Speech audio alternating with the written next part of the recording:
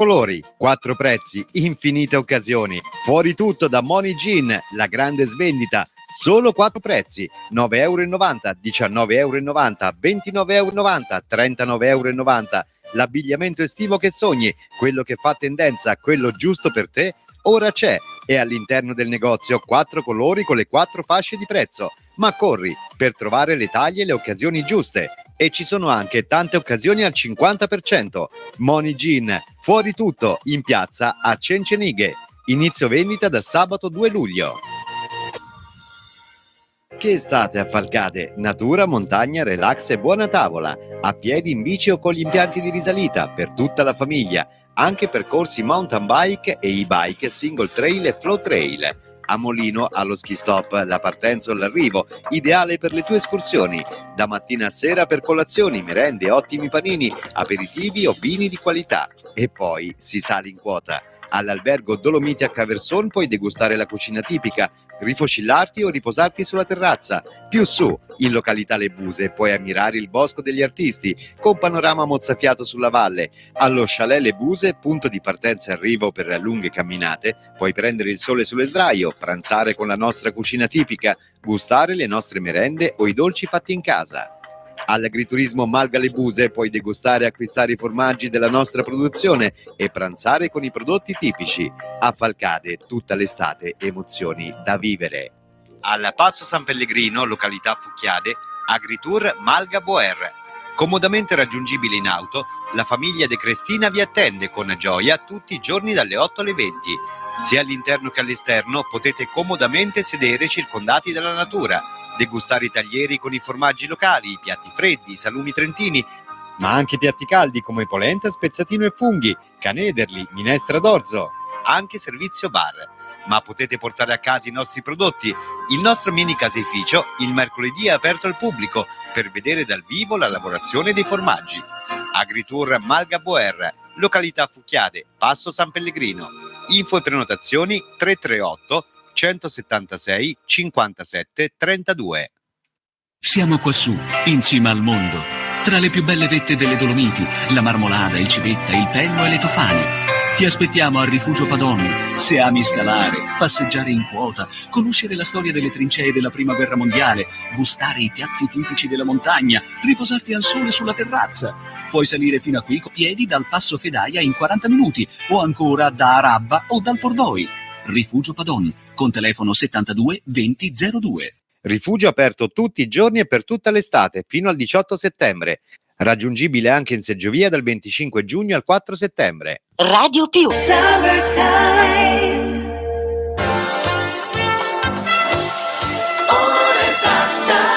Radio Più. Sono le 7:59.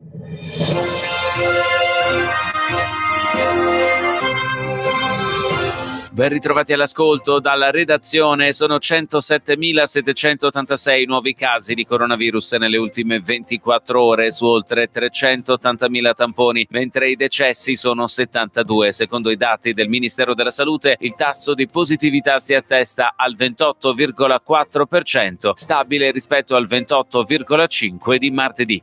Attenti alla variante indiana, non possiamo sbagliare, così Matteo Bassetti, direttore delle malattie infettive dell'ospedale San Martino di Genova, ai microfoni di TGCOM24. Guarda, io sono dell'opinione che non è vero che ci ha colto di sorpresa, bastava guardare cosa è successo in Sudafrica e in Portogallo. È arrivata la variante Omicron anche in Italia, che sta interessando tutta una fascia diciamo mediterranea, dalla Spagna alla Francia, alla Grecia, all'Italia, e quindi aumentano molto i contagi senza avere per fortuna al momento un impatto significativo sugli ospedali, in particolare sulle terapie intensive legate alle polmoniti. Io credo che la vaccinazione purtroppo non ha funzionato, la quarta dose, bisogna dirlo forte e chiaro. La politica, Conte e il Movimento 5 Stelle hanno fatto una grande sceneggiata in un momento difficile per il paese. Lo ha detto il vicepresidente della Camera dei Deputati, Ettore Rosato. Conte e il Movimento 5 Stelle hanno fatto una grande sceneggiata. Non serviva niente al paese, serviva solo disturbare l'attività del governo, disturbare l'attività delicata del presidente Draghi all'estero, una cosa in cui inaccettabile in un momento difficile per il paese. bisogna andare avanti sui problemi concreti, non mettersi a litigare, bisogna stare concentrati sulla necessità di rilanciare i consumi, di occuparsi delle questioni serie, problemi delle bollette, problemi dell'occupazione, problemi che gli italiani sentono in maniera diretta e forte. Sono in continuo miglioramento le condizioni dei 2 pazienti soccorsi il 3 luglio in Marmolada e attualmente ricoverati negli ospedali dell'ULSS Dolomiti di Belluno. L'uomo, un cittadino tedesco di 67 anni, è stato trasferito in ortopedia, dove continua il monitoraggio post-operatorio e non ha più la necessità di monitoraggio intensivo. La donna, una tedesca 58enne, continua gli accertamenti in neurologia, ma sono state superate in modo positivo le principali criticità legate ai traumi. Andiamo negli Stati Uniti. L'attentatore della parata del 4 luglio alla periferia di Chicago pensava seriamente di compiere un'altra strage nell'area di Madison, sempre in Illinois. Lo ha riferito la polizia statunitense dopo la prima comparizione in tribunale di Robert Crimo. Il giovane ha confessato di essere stato lui ad aver sparato ad Highland Park. Calcio, i contatti tra l'agente Claudio Vigorelli e Tiago Pinto hanno fatto ampiamente capire alla Roma che l'interesse della Juventus per Zaniolo è più che concreto. Il problema però è sempre quello: sotto i 50 milioni i giallorossi non hanno intenzione di cederlo, e anche se i bianconeri sono vicini a ricevere una buona dose di cash dalla vendita di De Ligt, non sono disposti a spendere così tanto. La loro volontà è di chiudere con la formula del prestito con obbligo di riscatto. Ed è tutto, a più tardi.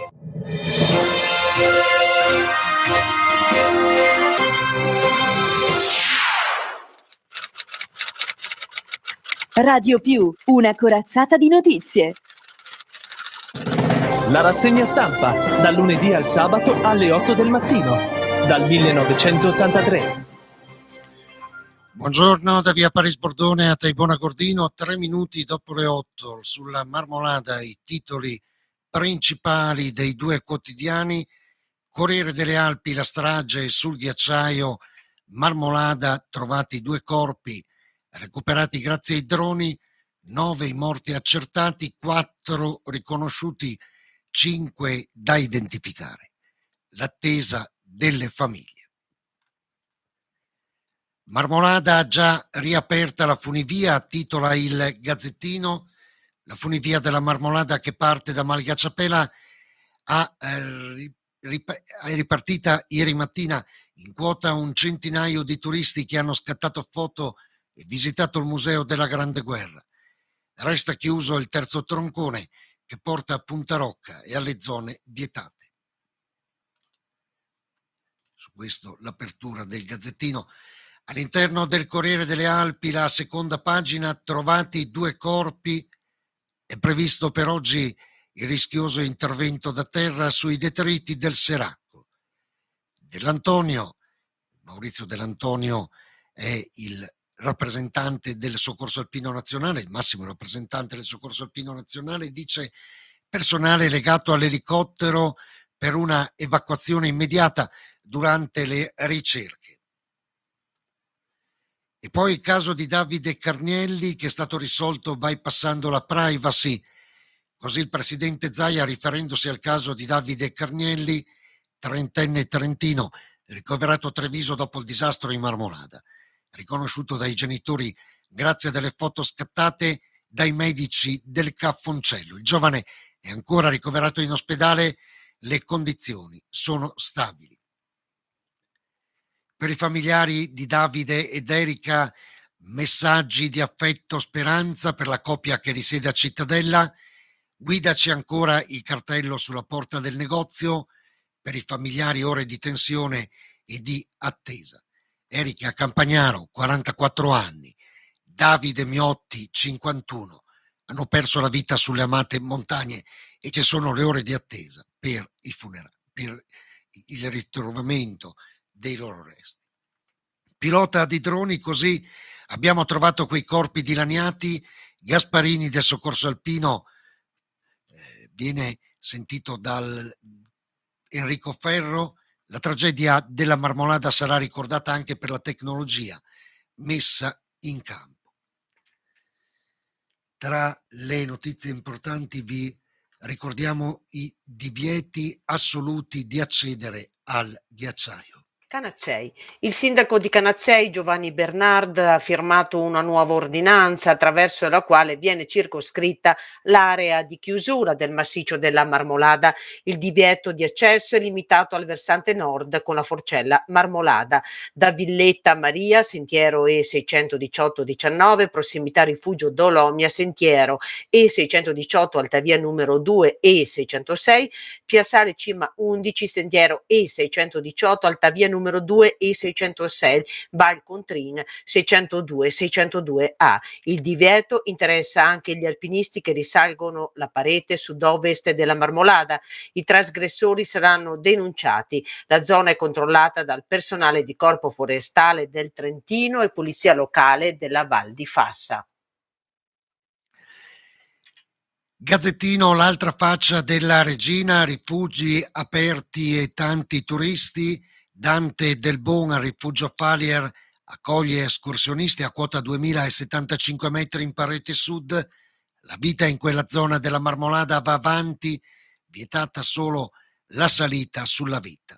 Qui non ci sono problemi, la gente arriva tranquillamente perché è tutta un'altra zona, quella in cui si è verificata la tragedia. È un messaggio importante. Adesso invece torniamo sulla notizia di ieri, la notizia importante che fa riferimento alle preoccupazioni di Andrea De Bernardin. Andrea De Bernardin ha avuto modo di dire per l'appunto qui non è tutto chiuso.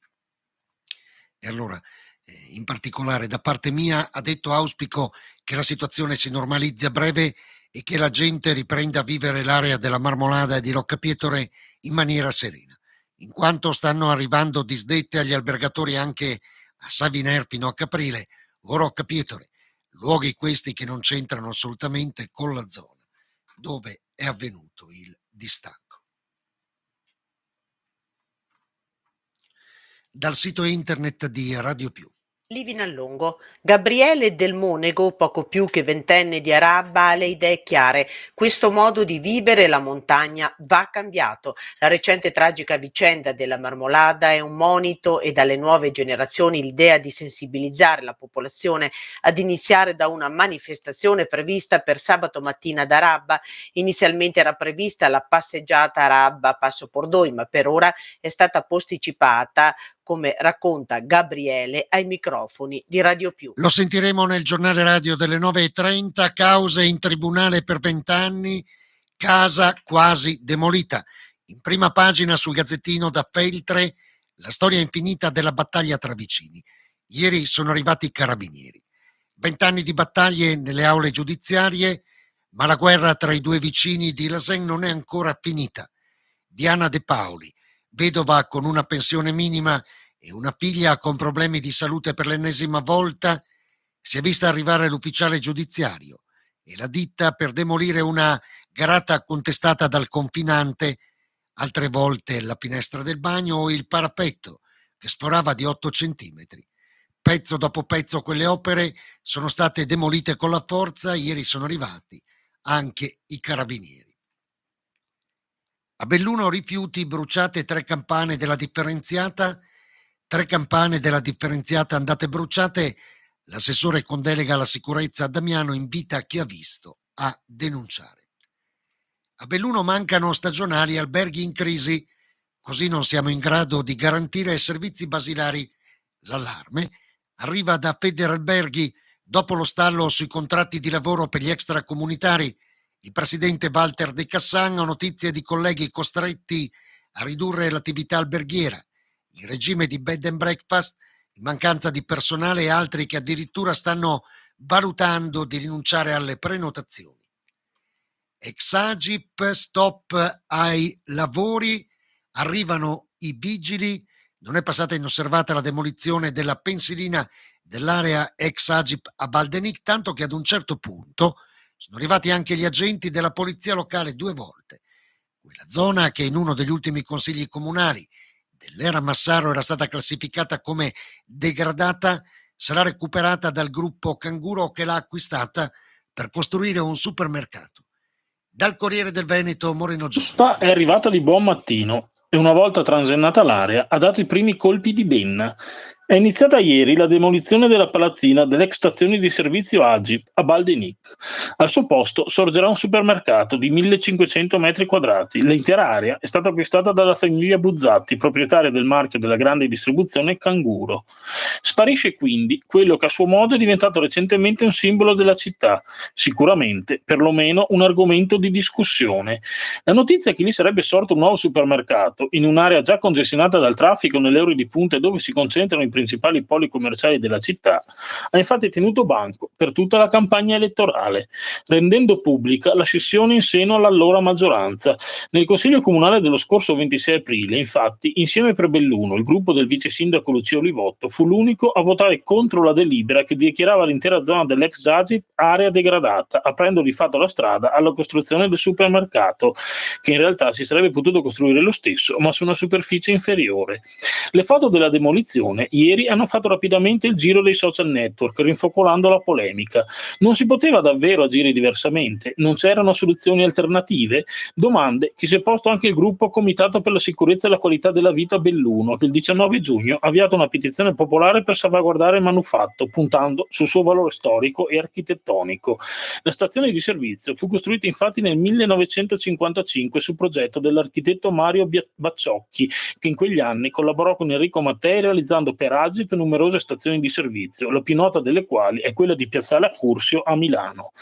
I lavori per ora sono stati sospesi dai vigili urbani, ci sono da valutare le tempistiche. Ad inizio giugno i proprietari hanno presentato regolare SCIA, la segnalazione certificata di inizio attività per la demolizione. Per legge devono passare 30 giorni per il silenzio assenso. I tempi sono stati rispettati? Lo valuteremo insieme agli uffici, commenta laconicamente l'assessore ai lavori pubblici Franco Roccon. È chiaro che se qualcuno ha sbagliato pagherà l'ammenda prevista. Intanto però la pensilina è andata giù e con lei il tetto della struttura. Fine dei giochi. Non so, forse qualcosa si poteva fare, ragiona Lucia Olivotto. Io almeno avrei provato a coinvolgere la sovrintendenza per guadagnare tempo. Di sicuro è stata un'occasione persa per aprire un dibattito sulla destinazione di interi spazi cittadini. Si è privilegiato l'interesse privato a quello pubblico. Anche il modo e le tempistiche con le quali l'argomento fu portato all'attenzione del Consiglio Comunale sul finire della legislatura, quasi la chetichella, furono molto spiacevoli. Più acqua nei laghi, il livello torna a salire con le piogge estive, titola il Corriere delle Alpi. In giugno a Belluno ha piovuto 6 volte più che in Veneto. Il bacino del centro Cadore è pieno, gli altri sono all'80%. Nel bellunese è piovuto a giugno dalle 5 alle 6 volte in più che nel resto del Veneto. I laghi, che stavano calando a vista d'occhio negli ultimi giorni, sono ricresciuti, non tutti per la verità, o meglio, non tutti nelle medesime proporzioni. Pieve di Cadore è addirittura quota 99% rispetto alla quantità d'acqua invasabile, il Santa Croce al 79%, il Mis all'83%, il Corlo all'82%. Lo si desume dal rapporto dell'ARPA regionale sulle risorse idriche del Veneto. Venezia. Il Centro Funzionale Decentrato della Protezione Civile della Regione del Veneto ha emesso oggi un avviso in cui si prevede per oggi una saccatura con aria fredda in quota, presente a nord-est dell'Italia settentrionale, che interesserà anche il Veneto, determinando una fase di instabilità a partire dalle ore centrali. Sono previsti dei rovesci e temporali a partire dalle zone montane, in successiva estensione anche alla pianura, più probabilmente verso il tardo pomeriggio sera. Non si escludono fenomeni localmente intensi, forti rovesci, grandinate, forti raffiche di vento. Si prevede criticità idrogeologica, con particolare riferimento alla rete idraulica secondaria, stabilendo dalle 12 alla mezzanotte lo stato di attenzione, allerta gialla. Il possibile verificarsi di rovesci o temporali, localmente anche intensi, potrebbe creare disagi al sistema fognario e di drenaggio urbano e lungo la rete idrografica minore. Si segnala la possibilità di innesco di fenomeni franosi superficiali sui versanti e la possibilità di innesco di colate rapide, specie nelle zone di allertamento. Pulizie ospedaliere, l'offerta 100 euro a chi porta nuovi addetti. L'appello della ditta altoatesina Marcas ai propri dipendenti: mancano 20 lavoratori, non riusciamo a trovarli. Feltre, ciclo pedonale Feltre Pedavena, c'è la passerella sul Colmeda, posata la passerella di 31 metri, è un tassello fondamentale per completare la ciclo pedonale Feltre Pedavena. Gli amici dinosauri in mostra a Selva, nel museo e sui sentieri. Gianni Santomaso.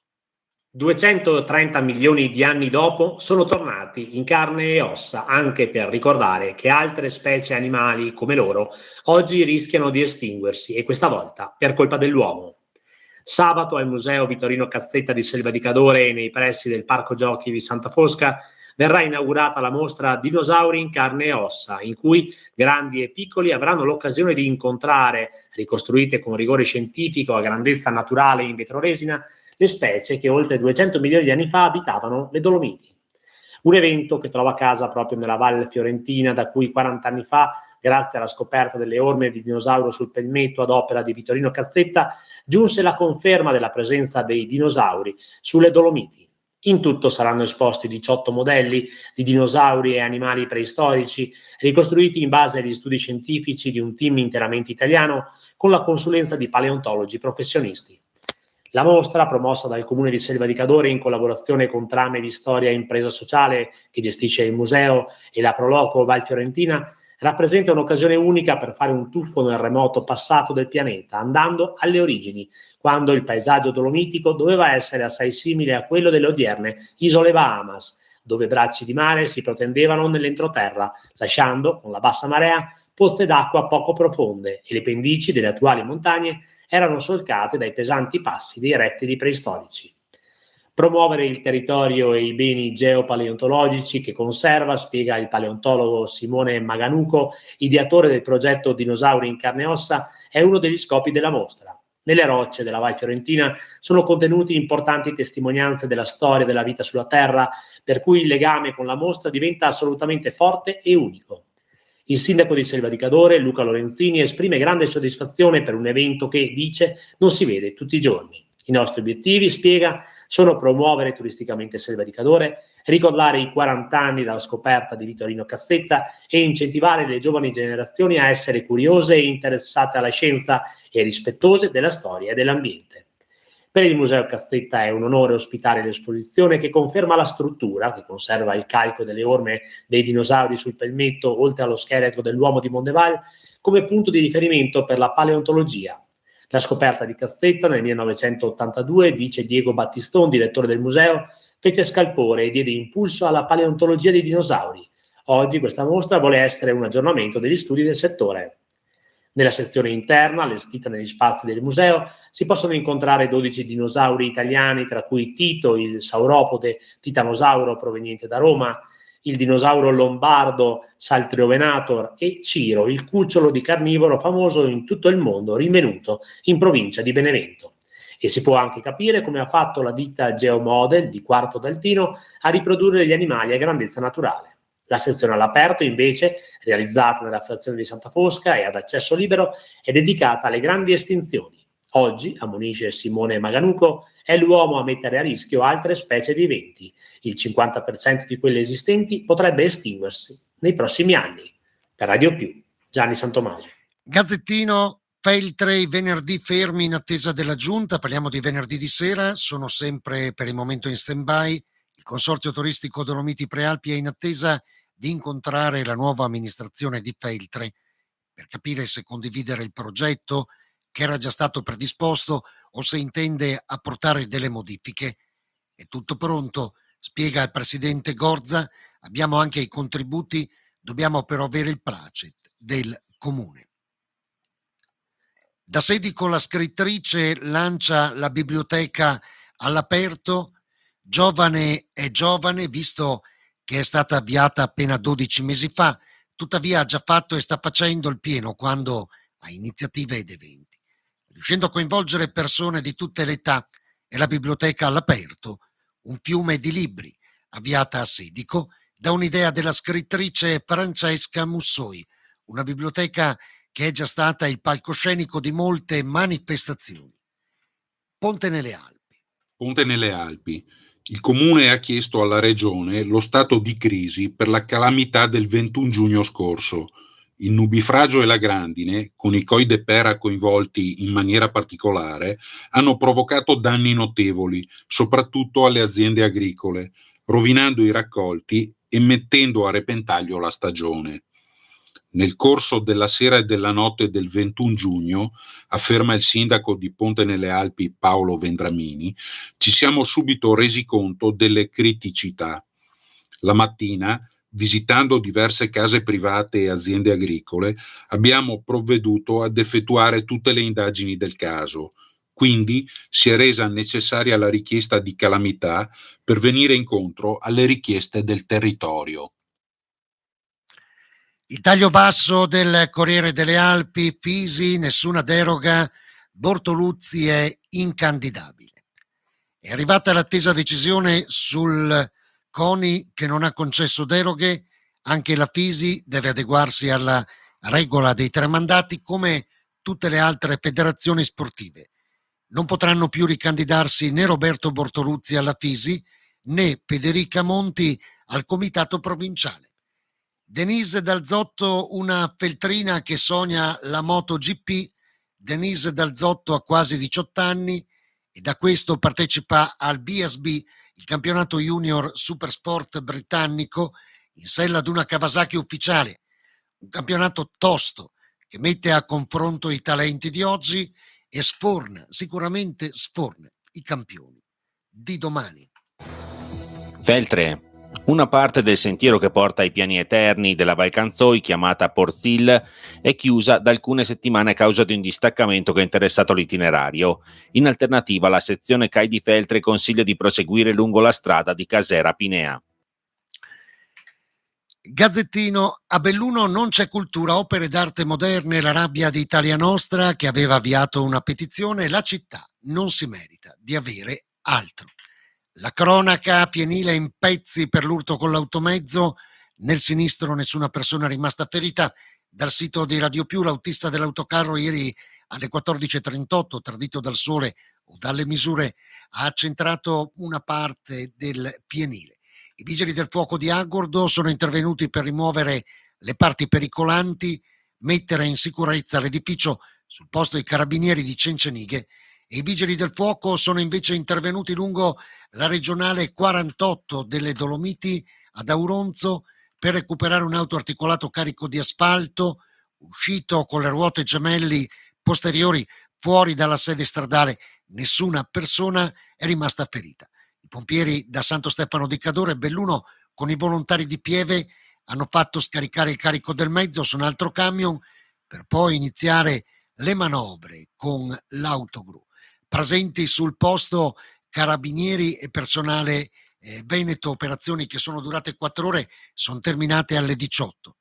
Auto in fiamme lungo la Feltrina, scrive il Corriere delle Alpi, e soprattutto la paura per un feltrino che ha visto bruciare la sua Peugeot 3008 diesel mentre stava tornando a casa.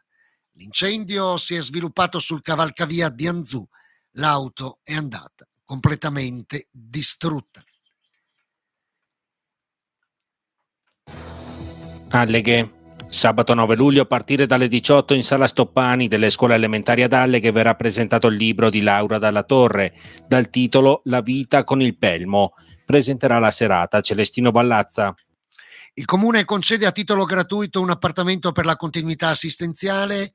Ne dà notizia all'Ulsuno Dolomiti, un appartamento arredato nella sede della Croce Bianca di Via Roma che sarà messo a disposizione del medico di continuità assistenziale.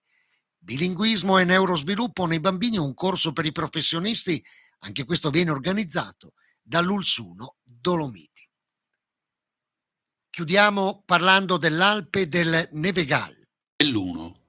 Volti distesi e soddisfazione contenuta ma palpabile. Questi gli incoraggianti segnali captati ieri all'uscita di Palazzo dei Rettori al termine dell'attesa riunione del Comitato Provinciale per l'Ordine e la Sicurezza Pubblica, riunito per esaminare la corposa documentazione tecnica inerente alle misure di sicurezza da adottare in occasione della ormai prossima 48esima Alpe del Nevegal.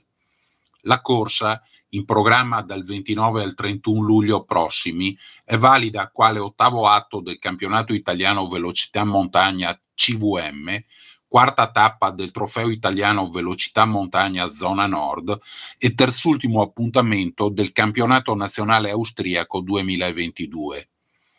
Sotto l'attenta regia del prefetto Mariano Savastano, alla presenza del presidente della provincia Roberto Padrin e del sindaco del comune capoluogo Oscar De Pellegrin, i vertici di Trecime Promotor ASD si sono positivamente confrontati con i funzionari della questura, dei comandi provinciali dei carabinieri, Guardia di Finanza e Vigili del Fuoco, i dirigenti di Polizia Stradale e Veneto Strade, i direttori del Dipartimento Prevenzione dell'ULS 1 Dolomiti e del SUEM di Pieve di Cadore. Al tavolo di lavoro, l'obiettivo principale e condiviso da tutti era la ricerca di collaborazione e sintonia fra le parti al fine di giungere all'ottimale organizzazione dell'evento, principalmente per quanto riguarda la sicurezza di concorrenti, spettatori e privati cittadini. Le 8:27, grazie per il cortese ascolto. Noi ci si risente alle 9:30 con il GR Mattina. Buona giornata a tutti.